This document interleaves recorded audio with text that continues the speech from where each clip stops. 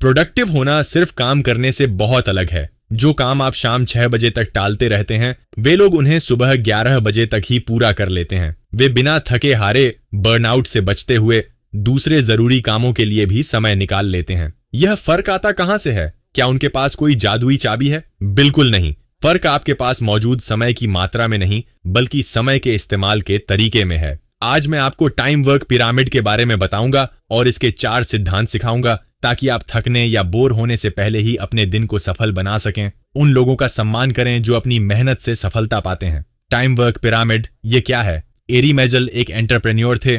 उनकी जिंदगी में सब कुछ ठीक चल रहा था, लेकिन एक दिन सब कुछ उलट पुलट हो गया।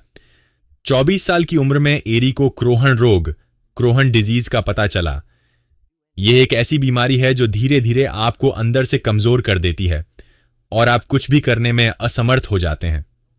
बीमारी से जूझते हुए एरी पर 3 मिलियन यानी लगभग 5 करोड़ रुपए का कर्ज चढ़ गया। डॉक्टरों के मुताबिक अगर एरी ज्यादा तनाव लेते तो उनकी जान भी जा सकती थी। अब जरा सोचिए, एक तरफ बीमारी और कमजोरी और दूसरी तरफ कर्ज और काम का पहाड़। दूसरे लोगों के मुकाबले एरी रोजाना 12 से 14 घंटे काम नहीं कर सकते थे। अब उनके पास सिर्फ 2 ही रास्ते थे, या तो हार मान लें या फिर अपने काम करने का तरीका बदल लें। उन्होंने दूसरा रास्ता चुना। उन्होंने टाइम वर्क पिरामिड के 1335 सिस्टम का इस्तेमाल किया। इस सिस्टम का ढांचा बहुत ही अनोखा था। दिन का सबसे मुश्किल, सबसे जरूरी और सबसे ज्यादा ऊर्जा खर्च करने वाला काम सबसे ऊपर रखा जाता था। बीच में 3 मध्यम स्तर के काम होते थे और सबसे नीचे 5 छोटे छोटे काम होते थे जिन्हें आसानी से निपटाया जा सकता था। इस सिस्टम का जादू यह था कि वे 8 घंटे का काम सिर्फ 5 घंटे में ही पूरा करने लगे। यह सिस्टम 3 बड़े कारणों से बहुत असरदार है।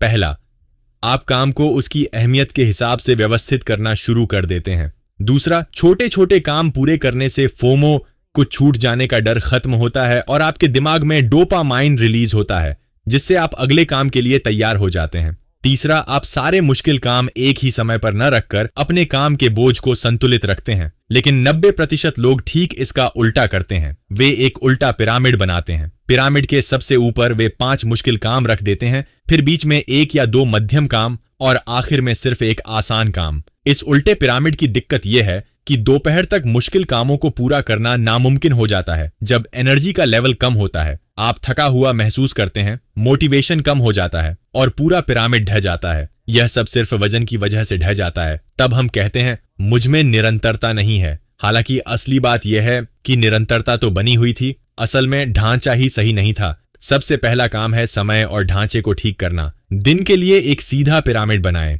एक बहुत मुश्किल काम जिसे आप 60 से 90 मिनट में पूरा कर सकें। 2 मध्यम काम जिनमें से हर एक में 60 से 90 मिनट लगें। उसके बाद आप 60 मिनट में 3 सीधे सादे लेकिन जरूरी काम पूरे कर सकते हैं। सबसे पहले सबसे मुश्किल काम को पूरा करके शुरुआत करें, उसके बाद मध्यम काम करें, आखिर में एक आसान काम पूरा करें। इस तरह अपने कामों को बारी बारी से करें। जब भी आप कोई काम पूरा करते हैं तो आपका दिमाग डोपामाइन रिलीज करता है, जो आपको आगे बढ़ते रहने के लिए प्रोत्साहित करता है। अब बहुत से लोग इस हिस्से को छोड़ देते हैं, जहां एक पिरामिड पूरा करने के बाद आप 20 मिनट योग निद्रा या NSTR करते हैं। इस छोटे से आराम से आपका ध्यान, फोकस बहुत बेहतर हो जाता है। फिर दोबारा छोटे कामों और कम समय वाला एक छोटा काम का पिरामिड बनाएं। काम के पिरामिड को जीतना शुरू में आसान नहीं होगा। आपको एक जाल से बचना होगा, मेरे अपने समय, मी टाइम वाले जाल से। ज्यादातर बच्चे रात को इसलिए नहीं सोते क्योंकि वे स्क्रीन घूरते हुए बहुत ज्यादा समय बिताते हैं। हम साथ में समय इसलिए बिताते हैं क्योंकि हमें लगता है कि हमने पूरे दिन दुनिया के सारे नियमों का पालन किया है। यह अभी मेरी निजी जिंदगी है, यह मेरा खाली समय है। हालांकि जिसे हम आजादी समझते हैं, वह असल में बदला लेने की एक टालमटोल है। इसके अलावा इस बदले की एक कीमत चुकानी पड़ती है। अगली सुबह आप अपनी एनर्जी और ध्यान, फोकस से इसकी कीमत चुकाते हैं। सच कहूं तो अपनी शर्तों पर जिंदगी जीना, खुद पर अपना अधिकार होना गलत नहीं है। यह आपकी अंदरूनी प्रेरणा का एक बहुत जरूरी हिस्सा है। बस एक चीज ठीक कर लें, खुद पर कंट्रोल महसूस करने के लिए रात का इंतजार न करें। सुबह से ही अपने नियमों के हिसाब से जीना शुरू कर दें। जब आप दुनिया के सारे शोर शराबे से दूर होकर काम कर पाते हैं, आपका फोकस, एनर्जी और मोटिवेशन ये सभी एक साथ बढ़ते हैं। अपना फोन दूर रख दें और काम करने का एक प्लान बनाएं, क्योंकि रात में आप सबसे ज्यादा थके हुए होते हैं, इसलिए फोन को खुद से दूर रखना मुश्किल होता है। इसलिए सोने से कम 60 मिनट पहले अपने फोन की स्क्रीन बंद करने की कोशिश करें और उसे अपने बिस्तर से जितना हो सके उतना दूर रखें।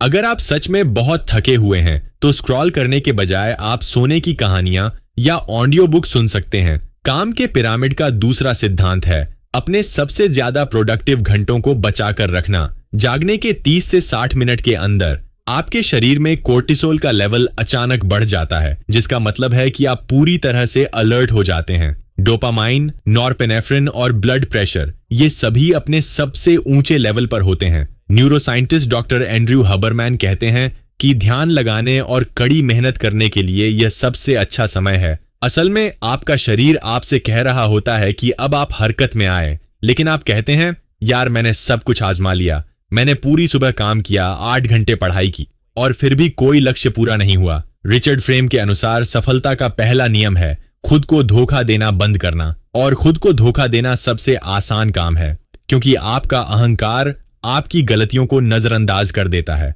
और उन्हें आपकी याददाश्त से मिटा भी देता है। बात यह है कि जब आप सुबह किसी का फोन आता हुआ सुनते हैं या कोई मैसेज या खबर पढ़ते हैं तो आपको एहसास भी नहीं होता कि आपका कितना ध्यान भटक गया है। इसलिए नई रणनीतियां खोजने के बजाय सबसे पहले अपने समय का हिसाब रखें। अगले 7 दिनों तक हर काम में आप कितना समय लगाते हैं, इसे ठीक ठीक लिख कर रखें।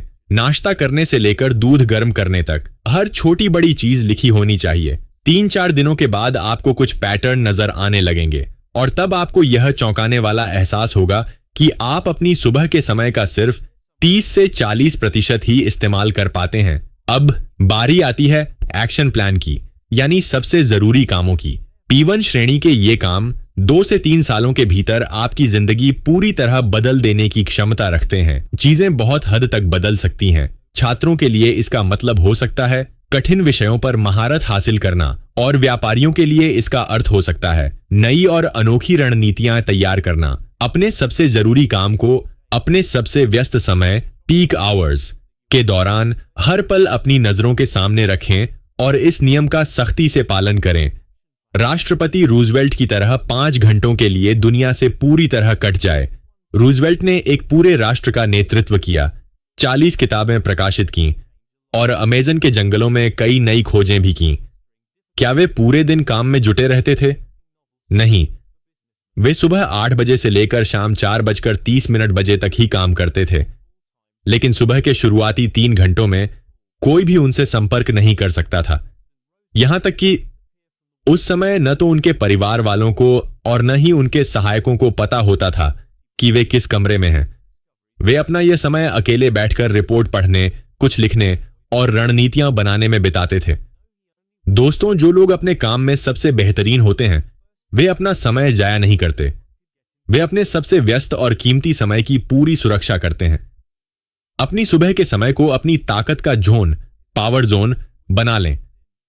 दिन के शुरुआती 5 घंटे पूरी तरह से ऑफलाइन बिताए, यानी बिना इंटरनेट, बिना खबरों, बिना दोस्तों और बिना परिवार के। सुबह के समय को ताकत का जोन बनाने का मुख्य उद्देश्य है पूरी तरह से एकाग्र होना और भटकाव को कम से कम रखना, न कि अपने ऊपर और ज्यादा तनाव बढ़ाना।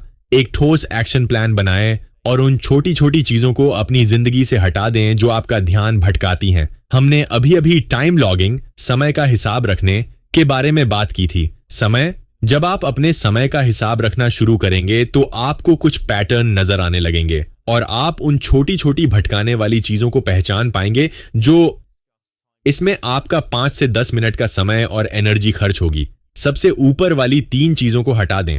पहले मुझे लगता था कि कभी कभी थोड़ा बहुत ध्यान भटकना ठीक है, लेकिन जब मैंने उन्हें कम किया तो मैं अपना काम कहीं ज्यादा तेजी से पूरा कर पाया। वॉर मोड चालू करना काम के पिरामिड का चौथा सिद्धांत है। आमतौर पर हम 3 तरीकों से काम करते हैं। पहला, बर्डन मोड, जो तब आता है जब आप पर बाहरी दबाव होता है लेकिन आपका काम करने का मन नहीं होता। जैसे, मेरा परिवार मुझसे पढ़ाई करने को कह रहा है, या अगर मैंने यह नहीं किया तो मैं फेल हो जाऊंगा। दूसरा आता है परफेक्शनिस्ट मोड। पहले मैं सबसे अच्छे नोट्स बनाऊंगा, फिर उन्हें याद करना शुरू करूंगा। इसलिए इसमें सीखना और काम करना कम होता है और प्लानिंग ऑफ तैयारी ज्यादा होती है। लेकिन वॉर मोड वह स्थिति है जिसमें सबसे अच्छा प्रदर्शन करने वाले लोग काम करते हैं। इसका मतलब यह है कि भले ही आपकी रणनीति स्ट्रैटेजी एकदम सही ना हो, लेकिन आपका काम करने का तरीका एग्जीक्यूशन ऐसा होता है जिसमें गलती की कोई गुंजाइश नहीं होती। इसलिए सुबह के समय अच्छी तरह से प्लानिंग करें, कोई गलती ना करें और उस प्लान पर ऐसे काम करें जैसे आप कोई लड़ाई लड़ रहे हों। खुद को याद दिलाए कि समय बहुत कम है।